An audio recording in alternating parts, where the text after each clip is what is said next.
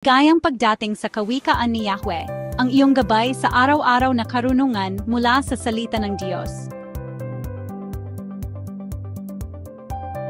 Kumusta po kayo at salamat sa pagsama sa unang episode ng Kawikaan ni Yahweh. Dito, bubuksan natin ang bawat kabanata ng Aklat ng Kawikaan, taludtod bawat taludtod, at sabay-sabay tayong matututo kung paano isabuhay ang karunungan na mula kay Yahweh. Simulan po natin sa Kawikaan Kabanata 1. Si Solomon ang pangunahing sumulat ng aklat na ito. Kawikaan 1:1, ang mga kawikaan ni Solomon na anak ni David na hari sa Israel. Siya ay kilala bilang pinakamatalinong hari sa kasaysayan ng Israel, at ang karunungan niya ay regalo mula sa Diyos. Kawikaan 1-3, upang ang tao'y matuto ng karunungan at ng pangaral, upang bulay-bulayin ang mga salitang may unawa, upang tumanggap ng turo sa pantas na kabuhayan, sa katuwiran, kahatulan at karampatan. Ang layunin ng kawikaan ay upang tayo'y maturuan, hindi lang para malaman ang tama, kundi mabuhay sa tama. Ibig sabihin, ang karunungan dito ay praktikal para sa buhay araw-araw. Kawikaan 1-4, upang magbigay ng katalinuhan sa musmos at kaalaman at pagbubulay sa kabataan.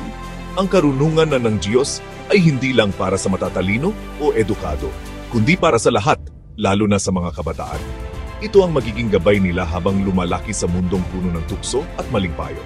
Kawikaan 1-5, makinig ang marunong at tumanggap ng turo, at ang naguunawa ay kumuha ng matalinong payo.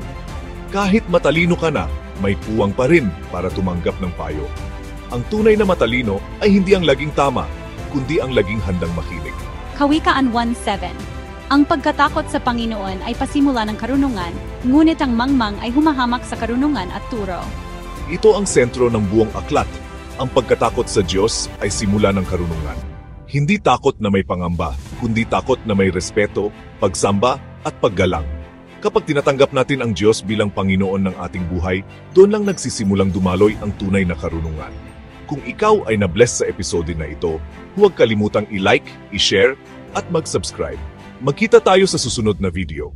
Kawikaan 1:8-19, mga babalalaban sa masasamang barkada.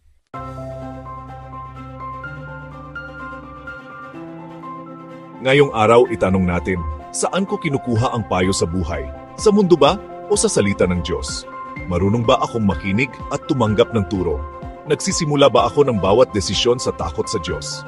Kung gusto mong lumago sa karunungan, huwag lamang magbasa, isabuhay natin ang turo ng kawikaan.